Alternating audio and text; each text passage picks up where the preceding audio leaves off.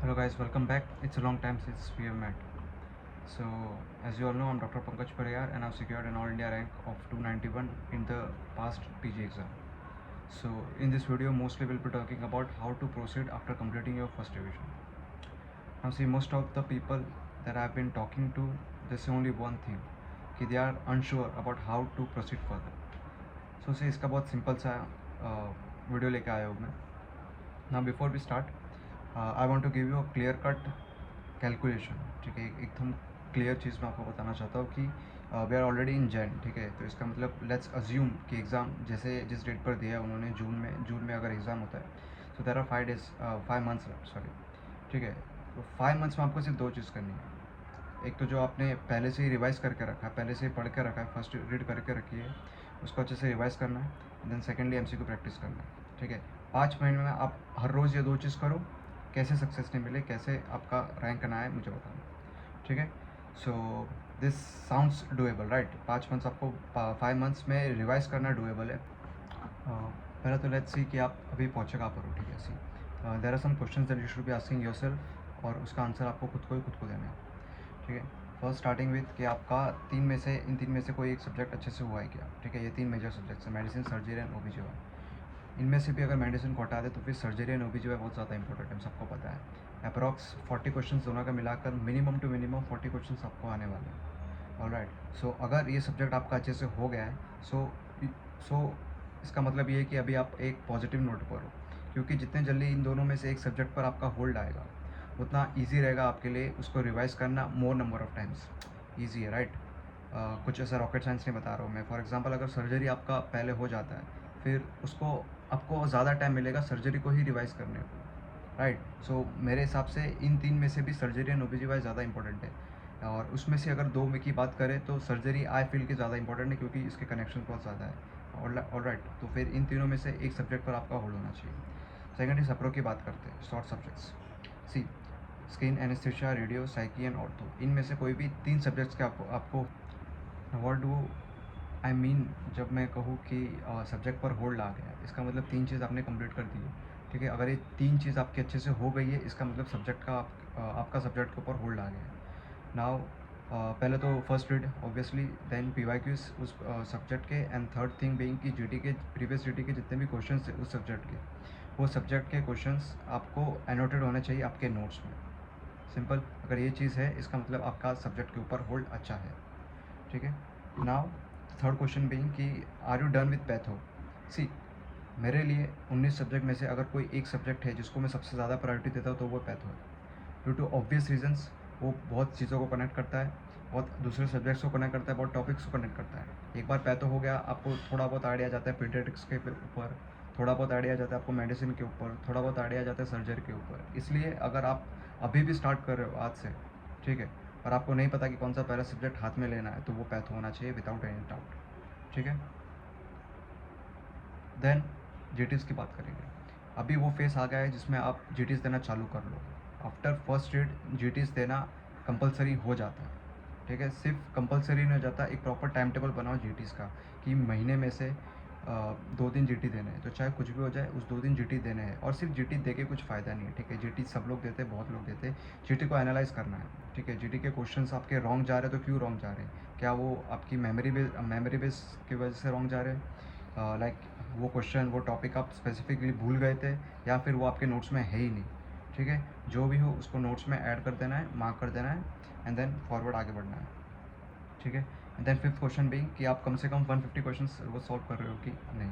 ठीक है, ये सब 5 की 5 चीज़ें अगर आप अच्छे से कर रहे हो तो आपको वही कंटिन्यू करनी है, वैसे के वैसे ही उसको कंटिन्यू करना है. और 5 मंथ्स में आपको कुछ नया दिमाग नहीं लगाना है, आपको कंफ्यूज नहीं रहना है कि अब मैं क्या करूँ, बस यही चीज़ें आपको करते रहना है एंड अपने आप रिजल्ट्स आएंगे.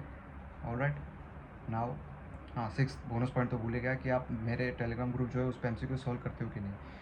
If you are not started then please do check the link, मैंने डिस्क्रिप्शन में दी है. सी, उन एमसीक्यूज़ का क्या पता है क्या, मैं बहुत ज़्यादा लॉजिक डाल के वो एमसीक्यूज़ बनाता हूँ. ठीक है, मैं वो एमसीक्यूज़ उस तरीके से बनाता हूँ कि वो क्वेश्चन जो है उसका फ्रेमिंग आपको समझे, वो क्वेश्चन जो है उसका फ्रेमिंग आपको एग्ज़ाम से मिलता जुलता लगे. ठीक है, वो उसकी जो लैंग्वेज रहती है मैं इतना ट्राई करता हूँ कि वो जीटी के लैंग्वेज में ही मैं बनाऊँ. ठीक है, इसके लिए वो क्वेश्चंस अगर आप सॉल्व करोगे तो आई फील कि उससे आपको हेल्प रहेगी. and then yes, please do join the Telegram channel. All right, ठीक है, अब करते काम की बात. अभी मोस्ट ऑफ द लोगों ने फर्स्ट एड कर दिया, और अभी जिन्होंने नहीं किया वो ऑलमोस्ट फर्स्ट एड करने कंप्लीट करने पे रहोगे. ठीक है, अभी तो मेन क्वेश्चन ये आता है कि सेकंड एड के लिए करना क्या है. सेकंड एड के लिए कुछ नया नहीं करना है. सेकंड एड के लिए एक लाइन में आपको सिंपल आंसर देता हूँ कि जो आपने पढ़ा है, जैसा आपने पढ़ा है उसको ही रिपीट करना है. ख़त्म बात. कुछ नया नहीं करना है. नया क्या करना है, बस एक चीज़, हल्की सी चीज़ एक्स्ट्रा करना है. जो कंसेप्ट आपने पढ़ा है उसमें से अगर आपको कुछ डाउट है तो आपको या तो मेन नोट से क्लैरिफाई करना है, या फिर यूट्यूब पर कोई वीडियो देखना है. वो जो स्पेसिफिक टॉपिक है जिसमें आपको डाउट है या फिर आपको लगता है वो वीक है, उसको क्लियर करके ही आगे बढ़ना. ऑलराइट, नाउ अभी आप सेकंड रिवीजन का सीक्वेंस क्या रहेगा. ठीक है, अभी पूरा टाइम टेबल तो मेरे लिए बनाना रहेगा, पॉसिबल नहीं रहेगा, क्योंकि बहुत सारे टाइप के लोग हैं, बहुत सारे टाइप की अलग अलग शेड्यूल्स फॉलो कर रहे हैं. तो इसके लिए मैं आपको बेसिकली एक सीक्वेंस बता देता हूँ कि आपको किस सीक्वेंस में आगे बढ़ना है. ठीक है, ठीक है, ये सीक्वेंस आप second and third revision cycle के लिए फॉलो कर सकते हो. सब्जेक्ट नंबर 1, जैसे मैंने कहा, मेडिसिन, सर्जरी एंड ओबीजीवाई. इन तीनों में से भी मेडिसिन को आप बाद में करोगे चलेगा. सर्जरी एंड ओबीजीवाई पे आपका प्रायोरिटी वाइज नंबर 1 फोकस होना चाहिए. ठीक है, मैं बार बार ये पॉइंट्स इसलिए कह रहा हूँ क्योंकि कुछ लोग ना बस वीडियो सुनते हैं, उसको समझते नहीं है. ठीक है, कुछ लोग उन चीज़ को इतना इंपॉर्टेंस नहीं देते जिस इंपॉर्टेंस के साथ मैं बता रहा हूँ. ऑलराइट, सर्जरी एंड ओबीजीवाई आप जितना जल्दी करोगे उतना ज़्यादा आपको टाइम मिलेगा वही सब्जेक्ट वापस रिवाइज करने के लिए. ठीक है, अभी आप समझ लो 40 to 45 क्वेश्चंस ये सब्जेक्ट से डायरेक्ट पूछने वाले हैं. ठीक है, तो कितना ज़्यादा इंपॉर्टेंट है अभी आपका ये सब्जेक्ट को प्रायोरिटी वाइज सबसे पहले पढ़ना है, वो आप समझ लो. अब सेकेंडली, फिर ये हो गया subject number 1. Then subject number 2 आपका क्या होना चाहिए. सब्जेक्ट नंबर 2 आपका वो होना चाहिए जो आपके जीटी में सबसे लास्ट में आता है. ठीक है, अब इसका मतलब ये नहीं कि प्रीवियसली जो जीटी दिया उसके नीचे जो सबसे लास्ट में सब्जेक्ट था उसको मैं अभी स्टार्ट कर लेता हूँ, ऐसा नहीं होता बॉस. लास्ट के 3-4 जीटीज़ को एनालाइज करो. लास्ट के 3-4 जीटी में ऐसा कौन सा सब्जेक्ट है जो कंटिन्यूसली हर जीटी में नीचे आ रहा है. ठीक है, उसके पॉइंट्स नोट डाउन करो कि ये क्वेश्चन रॉन्ग है, ये टॉपिक रॉन्ग है, उसको बुक में नोटिफाई करो. ठीक है, और फिर अपने आप को समझाओ कि ये टॉपिक को मैं दूसरे तरीके से कैसे पढ़ सकता हूँ. ऑलराइट, तो ये होता है सब्जेक्ट नंबर 2. ठीक है, सब्जेक्ट नंबर 1 वॉज इन तीन में से कोई भी एक subject, and subject number 2 was जो सब्जेक्ट आपका कंटिन्यूसली जीटी में नीचे आ रहा है वो. Subject number 3 but obvious patho होना चाहिए. ठीक है, मैं एम्फोसाइज कर रहा हूँ पैथो के ऊपर, वो अभी आपको नहीं समझेगा. एक बार जब आप कंटिन्यूसली जीटीज दोगे, एक बार आप जब कंटिन्यूसली रिवीजन साइकिल में आ जाओगे, तब आपको शायद समझ जाए कि मैं ये तीनों सब्जेक्ट नंबर 1, 2 एंड 3 इसी सीक्वेंस में क्यों है. ठीक है, उसके बाद फिर आपकी इच्छा है, आप जैसे आप कंटिन्यू करना चाहे अपना शेड्यूल आगे कंटिन्यू करो. बट आई फील अगर कोई मेरी सुनता है थोड़ी भी 1% भी, तो फिर उन्हें ये करना चाहिए. एंड आई फील ये बहुत ज़्यादा यूज़फुल रहेगा. ठीक है, हाँ, अभी कंसाइज करने की बात करते हैं. सी, पूरी दुनिया ये पॉइंट बोलती है, इसके लिए मेरे पास कुछ ज़्यादा एक्स्ट्रा है नहीं इसके ऊपर बोलने के लिए, कुछ नया है नहीं. अगर मैं वही चीज़ जो पूरी दुनिया बोलती है वही वापस बोलूँगा तो इससे खाली आपका टाइम वेस्ट होगा और कुछ नहीं. नाउ सी, कंसाइज करने का पार्ट तब इम्पोर्टेंट हुआ करता था जब आप मेन नोट से पढ़ते थे. ऑलराइट, या तो आप मेन नोट से पढ़ते थे या फिर आप स्टैंडर्ड बुक से पढ़ते थे. अभी तो I feel 60 to 70% of the population, और स्पेशली वो लोग जो मेरा वीडियोस देखते हैं वो आरआर से पढ़ रहे हैं. ठीक है, तो आरआर में आपको और कंसाइज नहीं करना. इसमें वो कंसाइज कैसे करूँ और छोटा इसको कैसे बनाऊँ, वो दिमाग नहीं लगाना है, वो सोच नहीं लगानी है. सिंपल. उल्टा आरआर में क्या होगा कि आरआर में आपको बल्कअप करना पड़ेगा. इसका मतलब आप जितने भी जीटीज़ दोगे, ठीक है, वो जीटीज़ के जो क्वेश्चंस रहेंगे जो पीवाईक्यूज़ के अराउंड रिवॉल्व करते हैं और वो आपका रॉन्ग है, तो उसको आपको बुक में ऐड करना पड़ेगा. इसका मतलब बेसिकली आप आरआर से स्टेप अप करने वाले हो. ऑलराइट, आरआर से आपका नोट्स थोड़ा और मोटा होने वाला है. ठीक है, एंड व्हेन आई से कि बल्किंग करना है, तो इसका मतलब ये नहीं होता कि आप जो भी पूरा का पूरा जो एक्सप्लेनेशन में लिखा हुआ है पूरा का पूरा नीचे ऐड कर दो. ठीक है, ये बेवकूफ़ी नहीं करनी है. अगर 7 लाइन का एक्सप्लेनेशन है, ठीक है, कोई भी XYZ टॉपिक के ऊपर, तो उसमें से कोई भी 2 लाइन जो आपको इंपॉर्टेंट लगती है, ठीक है, कोई भी 2 लाइन, 2 से ज़्यादा नहीं, 2 से कम नहीं, खाली 2 लाइन, सेंटेंस टू सेंटेंस उसको बुक में कॉपी कर दो. सिंपल, कुछ दिमाग नहीं लगाना है. सेंटेंस टू सेंटेंस 2 लाइन को अपने बुक में कॉपी कर दो and then you are good to go. ठीक है, ऐसे ही आपका आरआर बल्कअप होगा. एंड धीरे धीरे आपको अपने आप कंसेप्ट समझने लगेगा कि आपने खुद ने वो 2 लाइन वहाँ क्यों लिखी.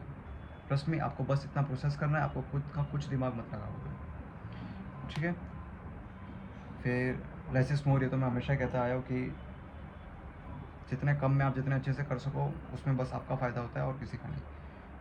ठीक है, फिर ये मैं एक 1-to-1 मेंटरशिप के बारे में थोड़ा बताऊंगा कि ये तो मोस्टली लोग जानते ही है, बट ये फॉर अकाउंटेबिलिटी एंड कंसिस्टेंसी। बहुत लोग आके उनको अलग अलग डाउट्स रहते हैं, बहुत लोग को ऐसा लगता है कि अगर थोड़ी सी बाहर से हेल्प मिल जाए तो मैं ये कर पाऊँगा, तो उसके लिए ये मैंने स्पेशली ज्वाइन करके रखा है। सलाशॉस प्लेटफॉर्म पे हम और भी बहुत कुछ करते हैं, मैंने लिंक नीचे डिस्क्रिप्शन में देके रखा है, प्लीज़ उसको एक बार विजिट करना। अगर आपको लगता है कि थोड़ा सा बाहर से हेल्प मिल जाए, थोड़ा सा बाहर से पुश मिल जाए, या फिर थोड़ी सी मोटिवेशन मिल जाए, ठीक है, मोटिवेशन के ऊपर मैं बाद में बात करूँगा, तो आपका बहुत ज़्यादा अगर फ़ायदा हो जाए तो फिर ज़रूर वो नीचे वाले लिंक पे, डिस्क्रिप्शन में मैंने जो लिंक दिया उस पर प्लीज़ क्लिक करना। ऑलराइट, अब ना बात करते हैं मोटिवेशन की। हाँ see, this is something I been waiting for a long time, ठीक है, कि मुझे इसके ऊपर बात करनी है, मोटिवेशन के ऊपर। मुझे टन्स ऑफ डीएम्स आते, मुझे टन्स ऑफ मैसेजेस आते, ठीक है, अननोन से भी नहीं, खुद के नोन लोगों से भी, कि भाई मोटिवेट कर ले थोड़ा, कि कैसे आगे बढ़े, क्या करना है, कैसे करे, कैसे करूँगा। मोटिवेशन का मुझे लॉजिक ही नहीं समझता बॉस। मैंने एलन मस्क का एक वीडियो देखा था, आपने भी देखा रहेगा, कि इसमें भी सेज की मोटिवेशन की आपको ज़रूरत क्या है, एक सिंपल सा टास्क है, आपको ख़त्म करना है, खुद के लिए ख़त्म करना है, ठीक है। तो इसके लिए मैंने ये लिखा कि if you need motivation to complete your own task, to complete your own mission, to achieve something greater which benefits none other than you, and sorry brother, you have already failed, ठीक है। इसका मतलब simple है, मुझे इसको explain करने की ज़रूरत नहीं है। एक रहता है कि खुद के अचीवमेंट्स के लिए आपको मेहनत करनी है, ठीक है, इससे आपको किसी और का फ़ायदा नहीं होने वाला, ठीक है। अगर आपको वो अंदर से नहीं आ रहा है कि मुझे अपनी लाइफ बेटर करनी है, मुझे अपने लिए अलग से कुछ तो करना है, फिर बाहर से कोई कितना भी मोटिवेट कर ले उसका कुछ यूज़ नहीं होता। ऑलराइट, मैं जो भी बोलूँगा, मैं जो भी करूँगा, 1 या 2 दिन के लिए उसके लिए एड्रेनलिन रश रहेगा, लेकिन उसके बाद you will be the same, ठीक है। फिर आप वापस कुछ मोटिवेशन ढूंढते बैठोगे। मोटिवेशन का कुछ लॉजिक बनता भी नहीं है। कोई चीज़ अगर आपको करनी है वो अंदर से आनी चाहिए, ठीक है। अगर आपको अंदर से अंदर से आ रही है वो चीज़, वेल एंड गुड। नहीं आ रही तो उसको छोड़ दो बॉस, आगे बढ़ो, कुछ और करो, उसके लिए वर्क करो जो आपको अंदर से पावर देता है, अंदर से फ्यूल देता है, ठीक है ना। सी, और वर्किंग टुवर्ड्स योर गोल, इसका मतलब ये नहीं होता कि आप खाली मेहनत करो अपने गोल के तरफ और आप सक्सेसफुल हो जाओगे, ऐसा नहीं है। सी फॉर एग्जांपल, 2 ह्यूमन्स है, ठीक है, एक का नाम ए है, एक का नाम बी है। ए भी मेहनत कर रहा है, बी भी मेहनत कर रहा है, लेकिन अपने गोल की तरफ पागलपन जो रहता है कि चाहे कुछ भी हो जाए मैं उसको अचीव करके रहूँगा, वो ए के पास ज़्यादा है, ठीक है। तो ए अगर 6 घंटा भी पढ़ रहा है, बी अगर 8 घंटा भी पढ़ रहा है, तो भी ए जीतेगा। ये फिलॉसफी है और ये एक थॉट है और ये यूनिवर्सली ट्रू है, ठीक है। ये मैं नहीं कह रहा हूँ, मैंने खुद ने सीखा है, समझा है, मैंने लोगों से भी सुना है, लोगों को देखा भी है ये चीज़ करते हुए। So it is as simple as that, कि आपके पास पागलपन कितना ज़्यादा है अपनी खुद की लाइफ को चेंज करने के लिए, और जब वो समझ में आ जाएगा आपको मोटिवेशन की कोई ज़रूरत नहीं पड़ेगी, ठीक है। मे बी मैं डे 1 को ऐसा नहीं था, मैं डे 1 को 10 घंटा पढ़ना चालू नहीं किया मैंने। मुझे बस पता था कि अगर मैं नहीं करूँगा तो मेरी लाइफ चेंज करने कोई दूसरा आदमी नहीं आ रहा, मुझे खुद को चेंज करना है, and that was the only reason that I did this, ठीक है। सी ना, अब मैं बहुत ज़्यादा ऐसा बायोग्राफी देखता रहता हूँ, बहुत ज़्यादा मोटिवेशन चीज़ें देखता रहता हूँ, क्योंकि अभी तो मेरे पास करने के लिए वैसे कुछ खास है नहीं। So this are the 5 lines which are related from them, ठीक है। ये उनका कंक्लूजन पकड़ लो, उनका समरी पकड़ लो, ठीक है। खाली एक दिन में 5 घंटों के लिए, 5 आवर्स के लिए ऐसा बंदा बन जाओ जो बिलीव करता है मैं कुछ भी करूँ मैं सक्सेसफुल होने वाला। No negative thought, don't bring anything stupid ideas in your mind. बस आपको बैठ के मेहनत करना है और बस ये सोचना है कि मैं जो भी कर रहा हूँ इससे मेरा बस भला होने वाला है, इससे बस मेरा प्रॉफिट होने वाला है। दिन के बस 5 घंटे, ज़्यादा नहीं, ठीक है। और फिर देखना कि इससे कितनी चीज़ें चेंज होने लगती है जब आप खुद को ही पॉजिटिव नोट पे नोट डाउन करना चालू करो, ठीक है। जब आपका ब्रेन पॉजिटिव एनर्जी को नोटिफाई करना चालू कर लेगा, जब आपको समझना चालू हो जाएगा कि दिन के 5 घंटे आप कितने ज़्यादा पावरफुल हो, तब आपको समझेगा कि आगे बढ़ना कितना ज़्यादा ईजी है। ऑलराइट, सो ये 5 लाइन को आप स्क्रीनशॉट ले लो या फिर कुछ भी करो, इसको जब भी आप डाउन फील करो इसको पढ़ो, and then just wait for the blind believe in your brain to kick in, ठीक है। वो जो डोपामिन जो रहता है ना, वो बहुत ज़्यादा आपको हाई कर देगा, ठीक है। अभी मैंने स्क्रीनशॉट शेयर किया स्क्रीन पे, just have a look at it, ठीक है। ये बात मैं एक अननोन आदमी से कर रहा था, उसका नाम मयंक था, ठीक है। And we both were on some medicine, ठीक है। But the thing that I noticed was कि उसका माइंड बहुत ज़्यादा मेस्ड अप है, ठीक है। He was diagnose with something जो मैं obviously due to privacy reason बता नहीं सकता, but he was on some medicine which were high dose, और थोड़ा बहुत मैंने उनके बारे में मेडिसिन के बारे में पढ़ा भी था। सो आई नो कि his mind was pretty messed up, but that's the thing, ठीक है। इतना मेस्ड अप होने के बाद भी the way he was talking was absolutely amazing.